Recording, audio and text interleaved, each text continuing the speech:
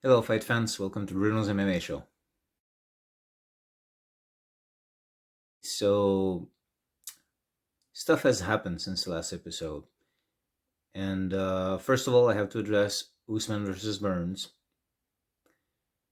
There's talk about Usman being the equivalent of GSP now, or having surpassed him because of the number of consecutive victories. I see what people are saying there, but I think there's a distinct difference between consecutive victories and consecutive title defenses. Because of that, I would still put GSP over Usman regarding who was the best fighter during their era, best champion at welterweight during their era. Um, and of course, everyone can have their own opinions, but I just think there's difference between like victories and title defenses, because the people you'll face for matchups that are not title defenses are not the same guys that you'll face for title defenses. Just my personal opinion. Although Usman continues to impress. And now he wants to fight Masvidal again. And I think many people are a bit cynical regarding that, where they make it out to be just about the money, which I'm sure the money is very encouraging, but I think there's also like Usman really wants to set the record straight about him not being a boring fighter, because that's what he was against Masvidal. I don't hold that against him, but that was a boring fight. I mean, Usman made it very boring. He dominated the whole fight, but it's not like a Khabib fight where the grappling leads to a finish. It was just kind of like controlling the fight and giving semi-significant strikes enough to win. But yeah, so if Usman wants to have that fight again, maybe like prove something to himself and the fans, that's up to him. I don't think he needs to, but of course, there's also money, there pride, money. It might be a variation of a combination, and rather of both, or just one of the two. Whatever. I'm not offended by that rematch in the sense that when Masvidal took the fight on short notice, I don't think it means that now we're gonna get a complete different fight. I think pretty much the same thing can happen unless Usman decides to change his game plan. But because Masvidal took it on short notice, sure, give the guy a rematch. Might not be a bad thing to do, but I don't expect a different outcome. I really think Usman is gonna win that fight again if it happens. I don't know at welterweight who can defeat Usman at this point. I don't know if anyone can, which is interesting. Or maybe it's more interesting when you don't know what's gonna happen. Um, but yeah, I'm not opposed to that. Now, I want to discuss. Okay, Canadian fans, stick around. I'm going to talk about the fight first. UFC Las Vegas 19. Derrick Lewis versus Curtis Blaydes. That was a scary knockout. Man, that was scary. Curtis Blaydes was on the ground for a while. And, the camera doesn't show it, but the commentators were repeating, oh, he's still on the ground. It's like, you feel like there are like two different kinds of people that night working there. The people who are like, don't show the guy on the ground. It's scary to see.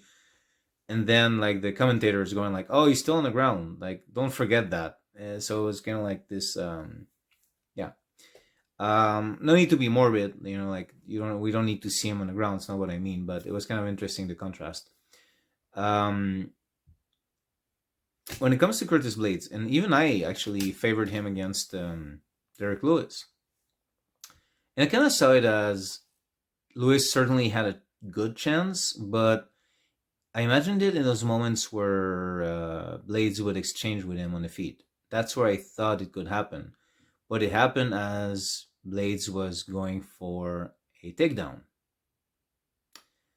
Which is interesting because if I remember correctly, and I might not, so forgive me if I'm mistaken, but if I remember correctly, the last fight that Blaydes had against Ngannou, he also got knocked out trying to take down, I think. I should have checked this first, but let's just roll with this. I think that's what happened. If not, let me know in the comments if I made a mistake. But it seems like Curtis Blaydes is a man with amazing takedowns, but he does them in a way that leaves him vulnerable for MMA, especially against power punchers. Maybe against a guy who's not going to knock him out with one punch, it doesn't matter that much. He's going to take them down after a punch. But when it comes to the Ngannous and the Derrick Lewises of the world, man, he needs to learn how to do takedowns differently, I guess. His wrestling is amazing. He's a great fighter, but power punchers seem to be his weakness. And the styles make fights, like maybe there's a world in which I don't know how Curtis Blaydes measures up against Miocic. Like, I don't know. But so while I think Ngannou would beat the current version of Curtis Blaydes again, maybe Blaydes could beat Miocic. I don't know. But he can't go, like, it seems like Blaydes right now, in his current incarnation, and we're still talking about a young fighter, he can still change. In his current incarnation, Blaydes cannot get through power punchers, it seems. And Derrick Lewis, man, he's doing all the right things. And we didn't really get answers to how he would deal with the wrestling of Blaydes, actually, because, I mean, we kind of got our answer. He dealt with one uppercut, but we didn't see him, like, taken down. What does he do? Like, it just, yeah. It's kind of funny. Derrick Lewis and Curtis Blaydes is what I think some people thought Gaethje and Khabib was going to be. But Khabib's wrestling is for MMA 100%. So that's the difference right there. And don't count Curtis Blaydes out of being a champion someday, because he can still adapt his wrestling and convince. But in his current incarnation, if he can get through power punchers, that does seem to be a problem for him. The way he sets up his takedowns, and I want to be clear on this. I do not have the answers for that. I'm not like a guy pretending to be like a couch coach, he should have done this or that. I don't know what he should have done instead, but I'm just pointing out something seems to keep happening when he faces that kind of fighter. Okay, now, now I'm going to get into some drama between Canadian fans and the UFC and TSN, the sports network in Canada. So if you don't care for me ranting about a sports network who did something really awful to Canadian fans, or if you're not Canadian, yeah, I guess you can leave now. But if you're interested in this, stick around, because I'm freaking angry. Here's what, and I'm smiling because I'm just, sometimes I get angry and I smile. So here's, I'm trying not to get into too much of a rant. I'm going to try to make this very objective. TSN sucks. Okay? They suck. As a fan of MMA, I'm really offended by TSN. TSN, you dropped the ball, and I hope UFC doesn't deal with you anymore. And UFC, I have a message for you as well. So, here's what happened in Canada. UFC Las Vegas 19 was available on TSN. I went to the website. I paid for a one-day pass to watch TSN 5, where UFC Las Vegas 19 was announced, the main card. Because, of course, I have UFC Fight Pass, but that just gives me some prelims, doesn't give me a main event.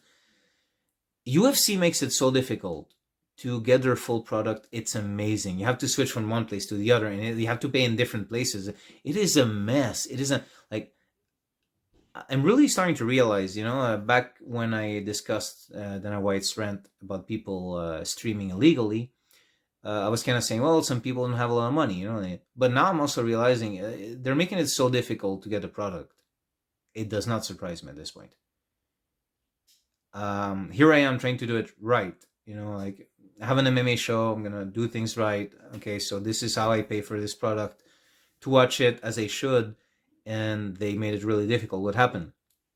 First of all, I had to kind of like look it up. Okay, is it on Fight Pass? Is it not? I had to look it up. No, it's on TSN. Okay, I have to pay for one day pass. I go on TSN 5 where the main event starts.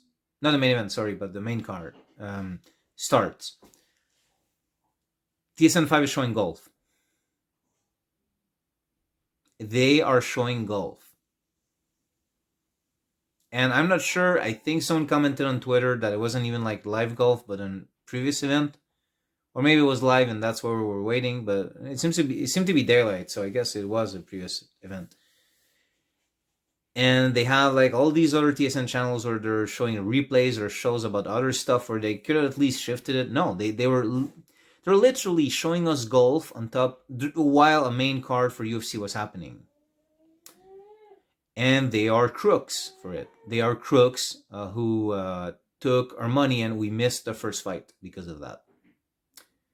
So yeah, the first fight of the main card was completely missed, and golf was showing instead. And then they finally showed the rest. And it is crooked behavior because it was announced that this was going to be the UFC main card. It wasn't going to be like, it wasn't supposed to be golf. So they're crooks. TSN are crooks. And also, UFC, you keep complaining about people streaming. I wonder why. You're making your product so difficult to get and so freaking expensive. And then fans who want to do it right, who want to do it legally and want to pay for this stuff. Sure, I'll pay for a product.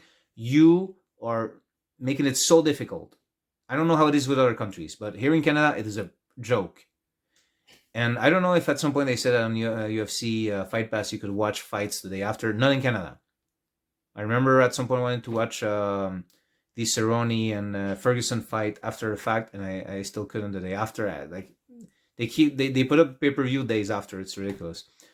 So you're paying for Fight Pass for what exactly? Like, I love a library of all fights, but why am I paying for Fight Pass? You know what? I'm gonna cancel Fight Pass. That's what you're getting UFC. Because you messed up. You chose the wrong partners, and you make it complicated, and then you rant about people streaming, but you do nothing to make it easy for fans. Nothing.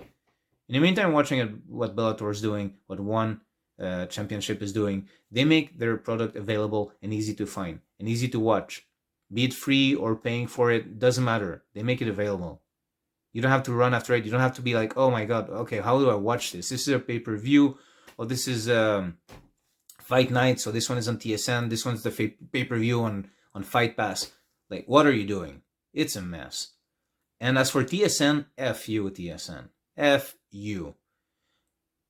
It is so insulting. Like, you're a fan of a sport, they announce that sport, you go watch it, they put something else, almost as if to say like, oh, like, yeah, MMA, whatever. This is golf, though. Golf takes precedent.